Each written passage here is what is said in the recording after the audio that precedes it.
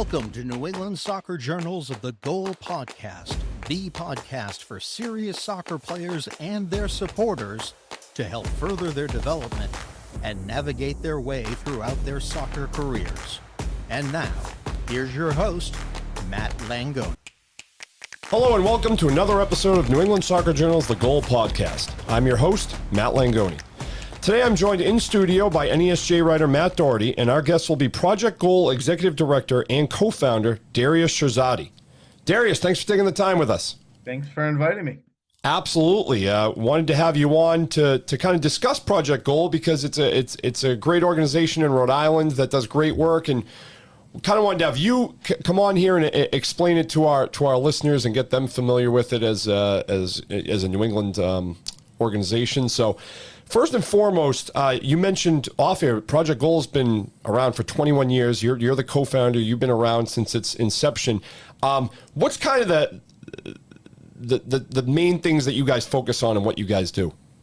Yeah, when we started the organization was to create a place for inner city kids to be able to focus on academics, but we use soccer as kind of like the hook to keep them interested. We wanted it to be a free program because at that time, a lot of after-school programming was either being canceled or not accessible because of fees. And then the other part of it was transportation. How does a kid get to an activity after school if parents don't have a car or they don't have access or they're not old enough to, let's say, take the bus or anything like that? Now, did you grow up in Rhode Island? Originally from Rhode Island? No, I'm from New York originally, but you are? I did play college ball at Clark University in Worcester. Okay, so there's some New England roots right there, and then you know, what is it about Rhode Island? Now you guys are in Providence, right? Yeah, we're in the Yep. Providence area. We have programming in Providence and Central Falls. Yep. What is it about? You know, what made you think this was a good idea? Like, what was kind of the was this your kind of brainchild? Did other people kind of jump in with you? I mean, what was the thought process when you guys started this whole organization? So when I moved to Rhode Island in the mid 90s, I was the general manager for the Rhode Island Stingrays, which was in the Pro League of the United Soccer Leagues, USL. And then I worked for the Kraft family with the Revolution before it was called the Revolution in 95, 96. Yep. And then I worked for them again in 2000 and 2001 and did a lot of things with the Stingrays to try to generate revenue, particularly camps. So I got to go to all the different communities, and a lot of the guys on the team were from Providence and Central Falls. And, you know, we ended up turning what the goal was to be a revenue generator into free camps because the kids in the community couldn't afford to even do like a day camp. So I became familiar with some of those communities, guys who were from the community. They told me about growing up there and some of the challenges. So this is kind of like the start of thinking about what could we do to help the community out with our relationship with soccer, and how do we fit that in with academics, because the high school dropout rate was more than 50% in a couple of those cities at the time. Wow. We had to kind of formulate what we were going to do, and the Soccer for Good, I guess, space really didn't exist back then. So we more or less were part of the group that helped create it, where we weren't a classical club or we're not a town recreational or competitive program. So we had to partner with schools, we had to partner with cities and come up with an idea of how do we keep these kids occupied for at least a few days a week after school.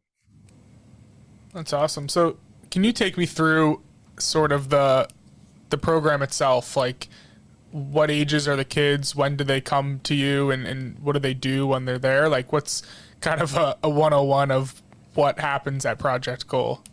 Yeah, so we have programming in each location. It's twice a week. They come to us after school. It's 90 minutes of classroom tutoring and mentoring. We actually hire teachers from the schools, and then I've had teachers on staff for 15 to 20 years that are also still involved, and they have to earn the next 90 minutes after the classroom portion to be able to play 90 minutes of soccer. Wow. So again, everything being free. We also supply equipment, we supply school supplies, but they have to earn that time. So we do have kids that we hold back from playing in the soccer portion on a particular day. And then we reward kids at the end of every grading quarter to go play in a tournament as Project Goal competing against other, town programs or clubs. Wow. Very cool. And typically how competitive do these teams end up being for you guys? I mean, have you had some talent come through there, or does it vary from year to year? I mean, what's kind of like the what kind of players are you guys having come through? Yeah, I mean, in terms of probably what you guys would be familiar with, Damian Rivera, who used to play for the Yep. New England Revolution. Yeah. He was a part of Project Goal for a number of years. He was the same age as my son, so I coached him also on some club teams. So he's probably the one that's still, involved with professional soccer, but Mhm. many kids have gone on to play in college programs around the region and outside the region. Depending on year to year, we have some really competitive, very talented kids, and it goes in cycles, but it's really, the kids are really excited and passionate to be there. Obviously, they want to play soccer. They're not interested in staying in class for another 90 minutes after school. But it works. I mean, on a Friday afternoon, we've got almost 100% attendance, for kids to stay in the classroom for another 90 minutes. So it definitely works, and we've definitely made an impact over the years. They must be excited after doing the academic portion. They must be excited to get out there and play soccer after that, though. I mean, Yeah, that will during work, yeah. COVID, we actually built 2 mini pitches in the community of Central Falls. So those mini pitches are open to the entire community. It's not closed ever. But we have first priority to use it for our programming, and we have an elementary school program that happens a couple days a week, and then we have a middle school program in the same community. So 4 days out of the 5, those pitches are being used right after school. How old are the kids who come to you? Is it like, how young do they start, and is it through high school? Like, what's the age group that you deal with? Our youngest kids are in 4th grade, and we go Okay. all the way through 8th grade for core programming. And then we have our kids who've graduated to the high school. We have the best of those group come back and be like junior mentors and junior coaches for the younger kids. Okay, so like 4th through 8th is the prime age. Okay. Yeah. And do a lot of kids stay for those 4 or 5 years? Yeah, most do. You find out pretty early on if a kid is not into the structure of what we do.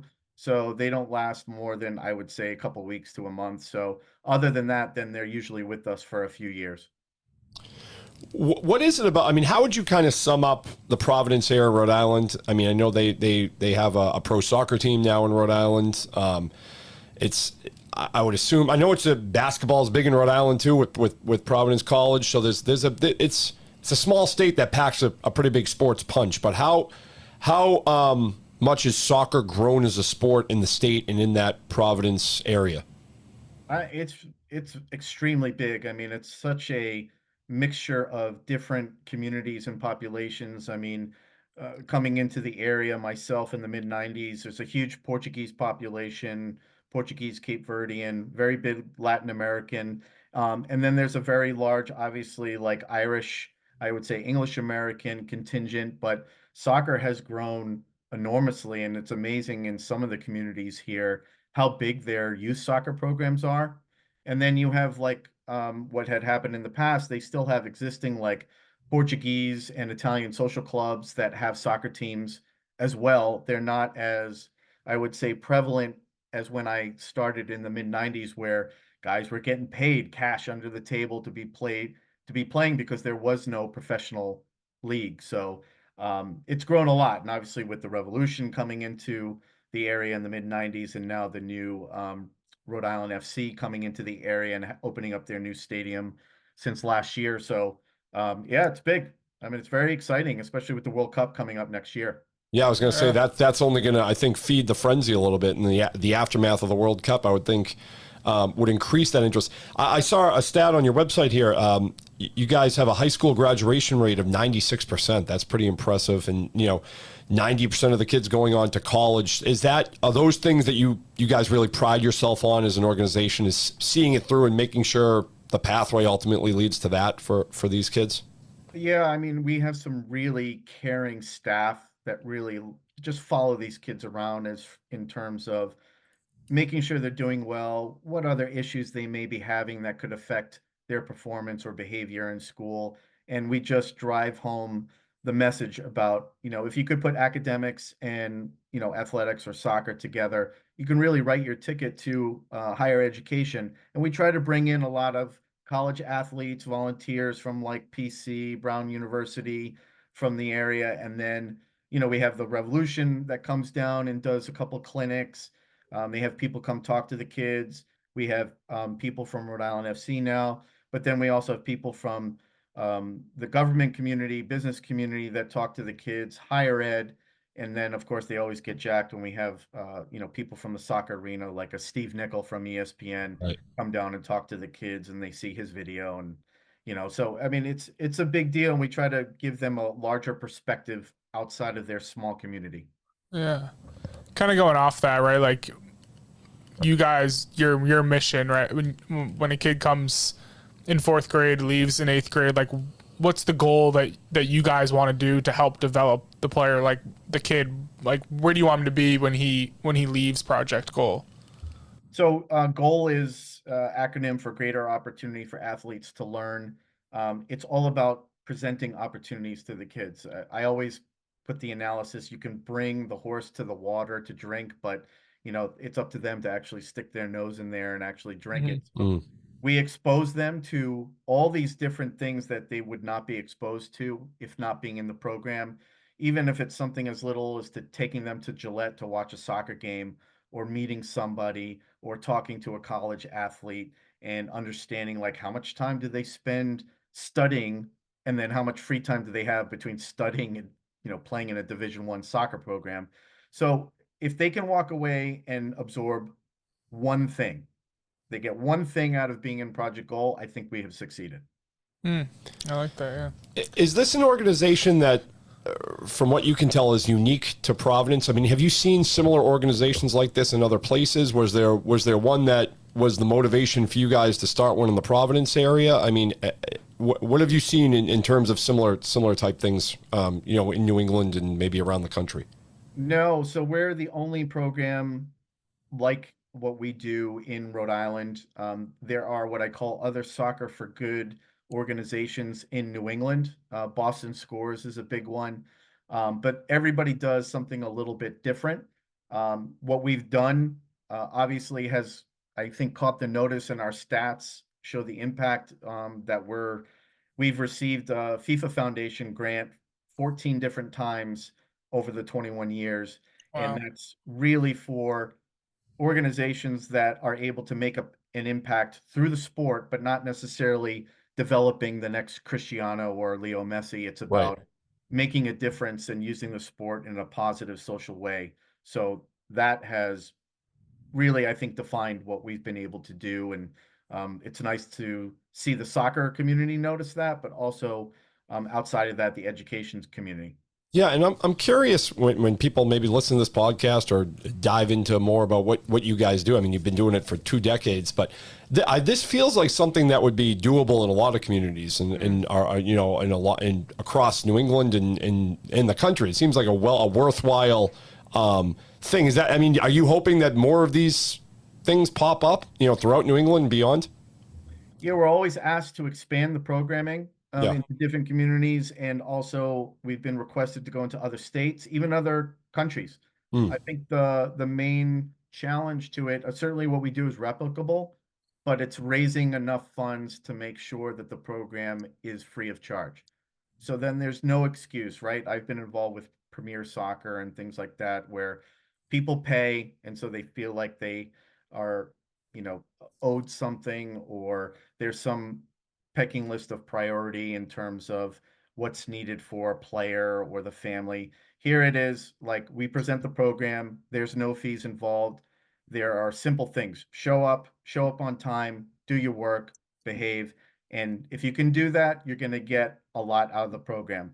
Other than that, if this is not for you, that's okay. We have other kids lined up, because we have waiting lists of kids to get in that can replace you. So if this is not your type of program, that's okay. We have another kid who will take more of advantage of it. Yeah, I was just going to ask that, but it seems like, the community has or is responding well to it, right? Like, based on the waiting list, I'm sure there's a lot of interest in it. Like, is that a lot of what you've done in the community, or is it word of mouth? Like, do you notice that, a kid will have, hey, my friend wants to join, or a family like tells another family about it? Like, how has the traction sort of spread within the community? Yeah, I think it's now more word of mouth. When it's brand new, obviously you have to introduce like the idea, the concept, what we do, and then the kids have to be in it, and then they have to report back to the rest of their peers. Now it's mostly word of mouth. We don't do any kind of promotion or advertising outside of, being on a podcast or a magazine article or a video done on the evening news that they'll see or hear about Project Goal in different communities. Receiving things through FIFA gets us more recognition as well. But yeah, we just have kids asking, and we've had generations of families go through our program. I mean, we have kids of kids in our program now. So I'm That's dating awesome. myself a little bit, but that's amazing to see. Yeah, that means you've been successful, right? Yeah. Now you guys have a couple special events coming up in the next 6 weeks or so. Both are going to be held at Tidewater Stadium in Pawtucket, which means you guys must have a pretty solid relationship with Rhode Island FC, I would think, at this point. And how much is that? How much is having a pro franchise in the area now helping even generate even more interest in what you guys are doing in just soccer? I think it's tremendous. I mean, they've been great to us since coming into the community, and I think it's very special for the kids in the community who are soccer players to see something that's local that they can aspire to, right? Like outside of the revolution, if you were playing in high school, you're lucky enough to go play in college. What is your pathway if it's not MLS or, you're able to go play in another country? I think this gives another opportunity for kids from the local area to be able to go and play. And they do have some local guys who have gone to PC and from the Providence area that are on the team. So I think that's special. And I can relate to that because of my experience with the Rhode Island Stingrays, which existed kind of between the revolution and college at that time. Right. And for you yourself, how gratifying is what you're doing? I mean, this is one of those things where like you co-founded this, you're the executive director, you're kind of seeing the results in the kids that go on to graduate high school and maybe go on to play and at a higher level. So, when you get up every day, how gratifying is doing this work? I mean, it's all about the passion. I mean, this is not my job. This is not my full-time job. It does, Right.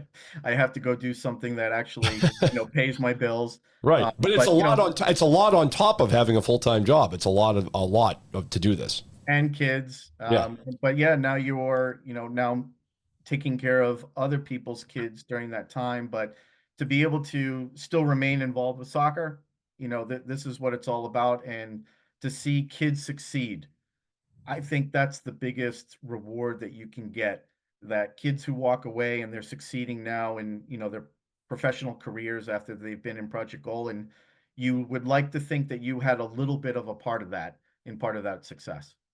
Right. Are there any, success stories that you could share with us? Like anything that comes to mind, or the few that come to mind off the top of your head? Yeah, I mean, we've got one of our alum who is a captain in the U.S. Air Force flying F-16 fighters, over Eastern Europe. Wow. We have guys who've worked for Goldman Sachs, CVS. They're in the biomedical area. We have, I think I had mentioned to you guys, Damian Rivera, who had played for the New England Revolution, had gone through their academy. He was a part of Project Goal for a number of years. So we have many, many success stories.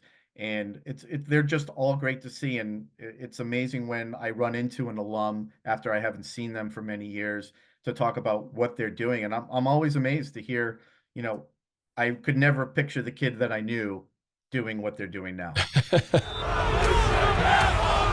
Head to Gillette Stadium for the New England Revolution versus New York City FC on Saturday, April 19th at 7:30 and celebrate the 30-year anniversary of the first ever home match. This place a rock. Commemorative ticket giveaway will be available at all gates to celebrate this historic match and 30 seasons of New England Revolution soccer while supplies last April 19th. Get your tickets at revolutionsoccer.net. That's revolutionsoccer.net.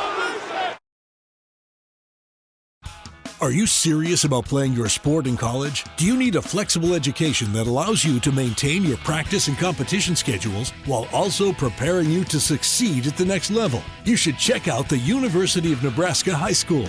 UNHS is accredited and offers more than 100 online courses, including NCAA-approved courses to protect your academic eligibility. Students can earn a UNHS diploma or take a single course for transfer credit. Courses are college prep, self-paced, and available 24/7, 365. Enroll anytime and take up to a year to complete a course. Visit highschool.nebraska.edu today.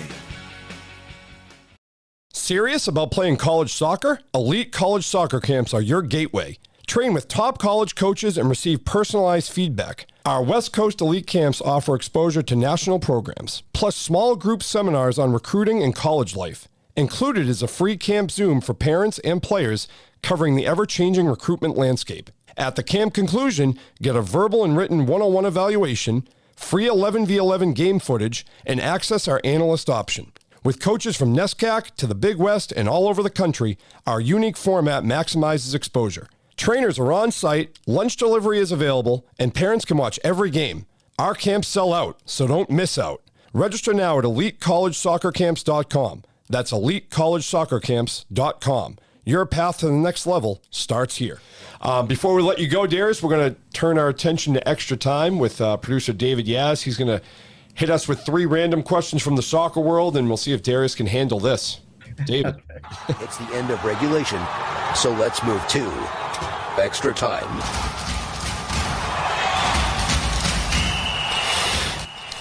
The tradition, the pageantry, the pomp, the circumstance of Extra Time, everyone's favorite segment. And we have 3 questions prepared as usual. We're going to pick up on a format that we used in the last episode, and this will be the fill-in-the-blank edition of Extra Time, where I simply give you a sentence about soccer, and you just fill it in. This will all make sense in a moment, Darius, and you get to go first. The first question is, the most underrated skill in soccer is blank. Now, you don't have to use one word. You can use more than one word if you'd like. But the most underrated skill in soccer is blank. Darius, what say you? Balance. Tell us why. Everything is done on one foot. If you can't balance correctly, you're not going to be successful. That's why I couldn't play. Suddenly, I'm picturing a bunch of storks playing soccer. Matt L., your turn. The most underrated skill in soccer is what? See, the word underrated is tripping me up because I want to say vision, but that's not underrated. I mean, it's hard to say that's underrated though. It's like a borderline. It's pretty much a necessity. Yeah, but not everyone has it. No. I guess I could stick with that. I mean, balance is a really good one, but I will say vision, maybe just feel, awareness. They're all kind of the same thing of just being, seeing. A lot of times as a player, you can kind of see what's in your general vicinity, but you can't see something that's maybe further away on the pitch. And I think that's a skill that separates players from other players, is just being entire field awareness. You know, the newfangled cars that have those, mine doesn't have one, but my son's car, of course, has one. that when you parallel park, it shows you it gives you a video screen and a view from overhead somehow. It's almost like if a soccer player could have sort of that in his brain. I would have been a much better player if they attached that to my head. I think I would have had more success. Maddie, do you want to? I was going to say vision, so he took mine. I'll say I don't know. I mean, it's kind of, not enough is underrated, but agility with the ball, I think, is the ability to sort of maneuver in tight spaces and get around defenders. I think that's just a rare trait. You don't see a ton of people be able to kind of dribble through the defense and make people miss. It's also hard to. I think that footwork for those top-notch players is pretty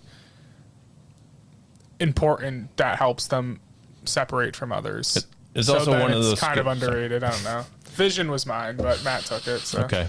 Balance was mine, and Darius took it. So right. no, balance was not mine. Well, agility is just interesting to me because it's hard to quantify. You can't.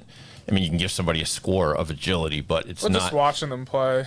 Well, that's what I say. You only know it when you see it, right? Yeah. You can't measure. You can't say this kid is faster than that kid. No, that you can do. I'm sorry, you can do that, but with the agility, you can't necessarily. Yeah, right. That's all. All right.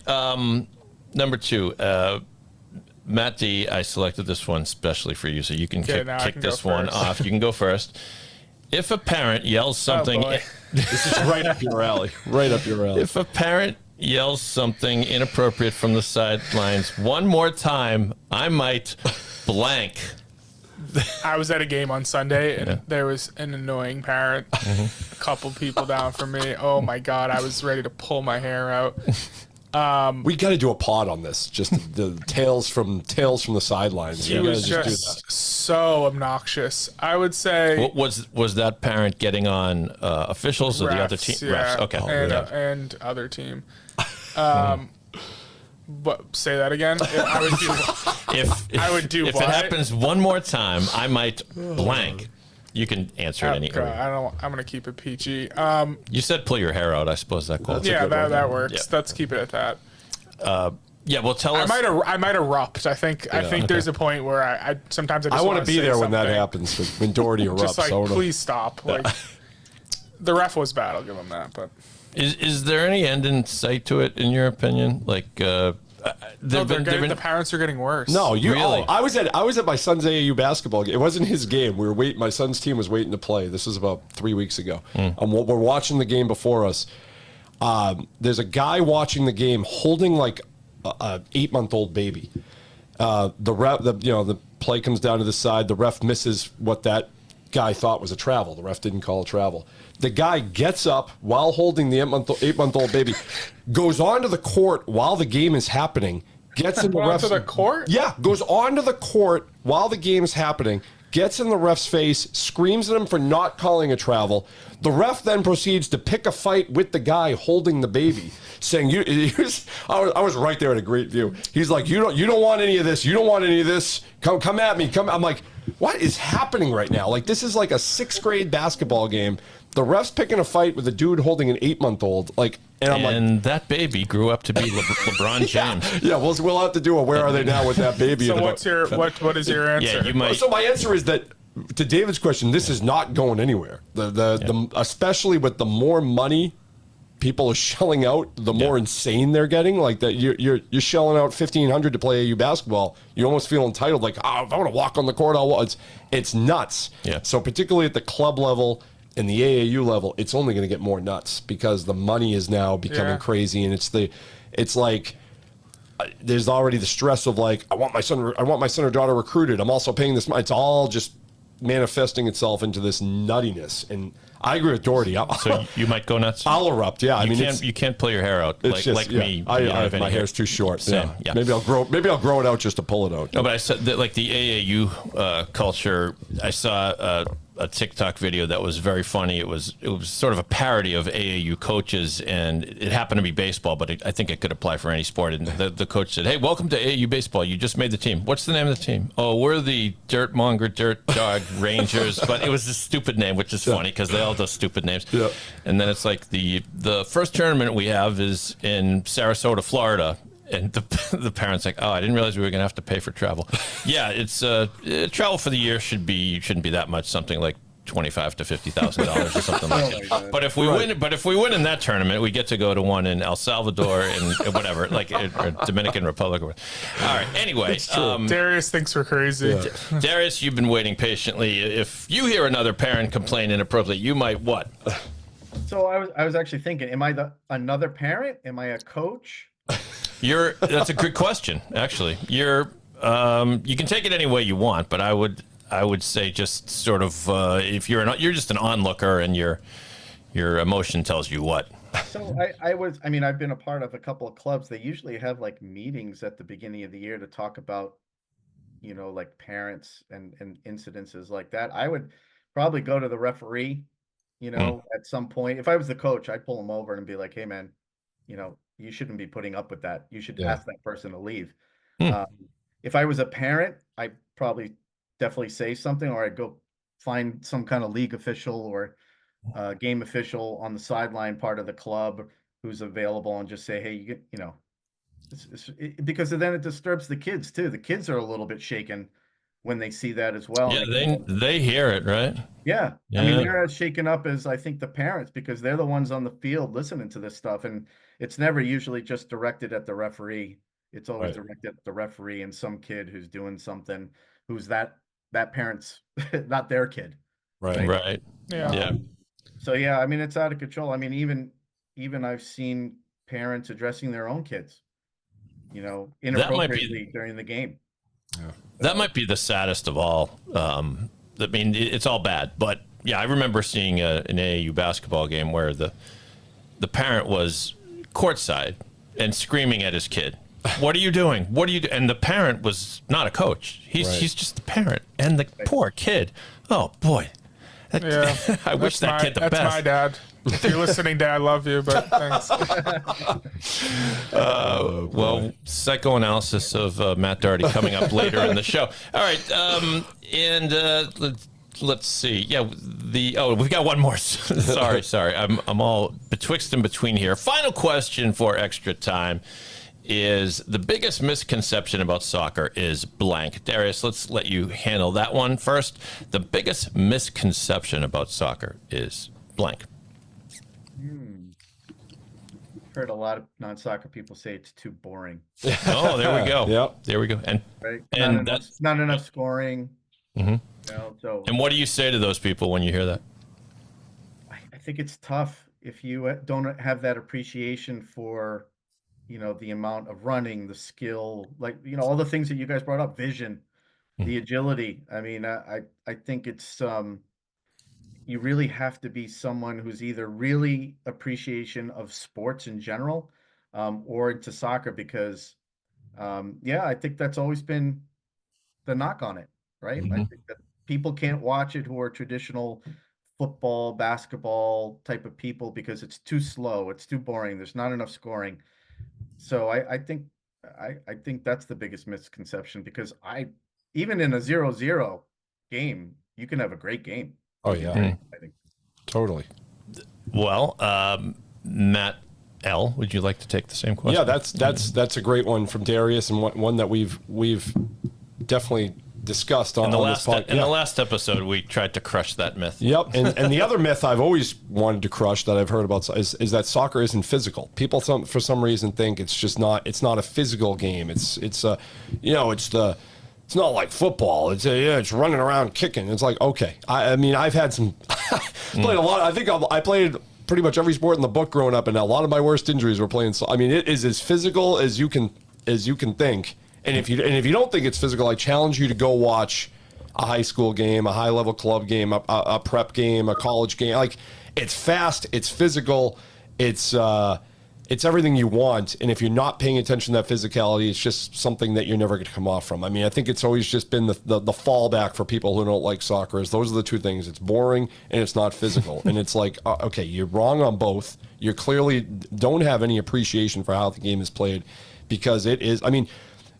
These people who say it's not physical, I want to see the two people who say that get at midfield, have a goalie punt the ball, 60 yards, and have them fight for a header, and then and do some of the things that get tackled from behind when they're on a break, or without shoulder pads, right? Without anything, you're just going up and heading the ball. Like, go do that, and then tell me it's not physical and it doesn't take a toll on your body and all the stuff you want to say it doesn't do, because it's nonsense.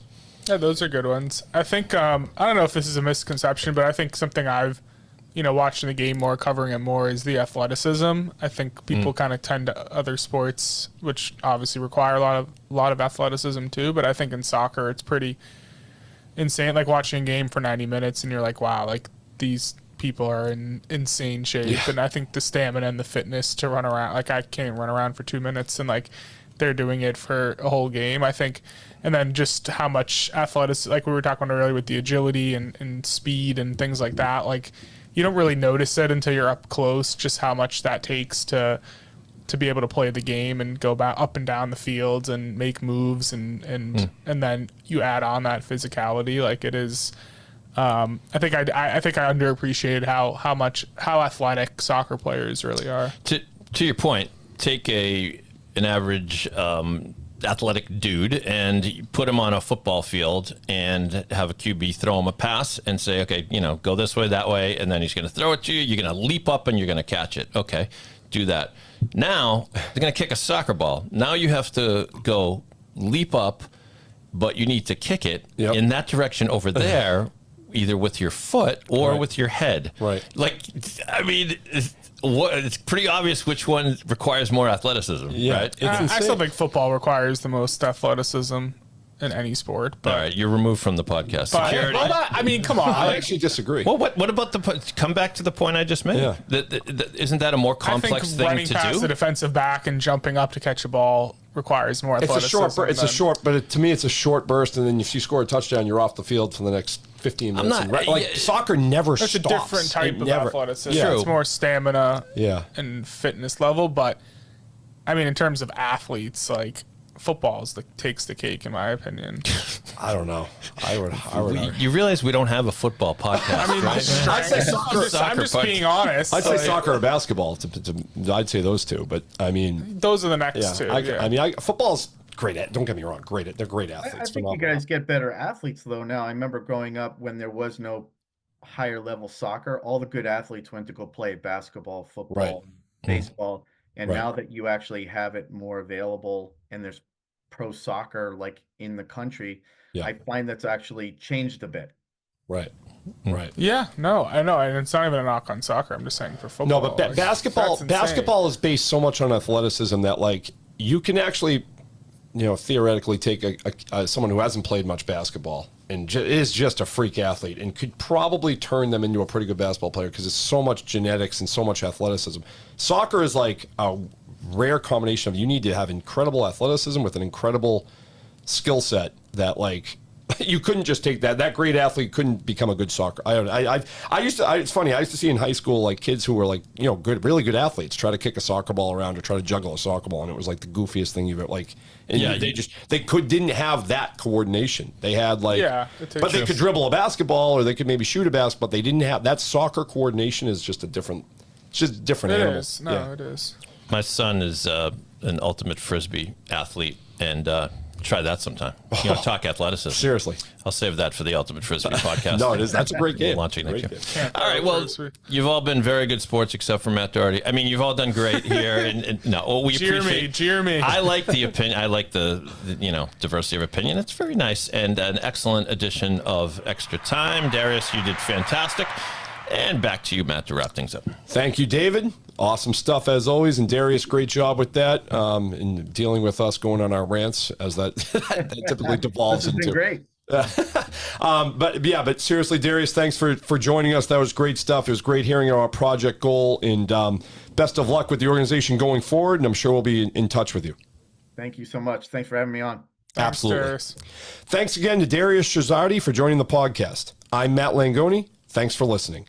New England Soccer Journal's The Goal podcast is produced by David Yaz and is a Siemens Media production. You've been listening to New England Soccer Journal's The Goal podcast. Don't forget to rate, review, and subscribe wherever you listen to our podcast. Or visit anysoccerjournal.com/podcast. Siemens Media. Inspiring, informative, insightful.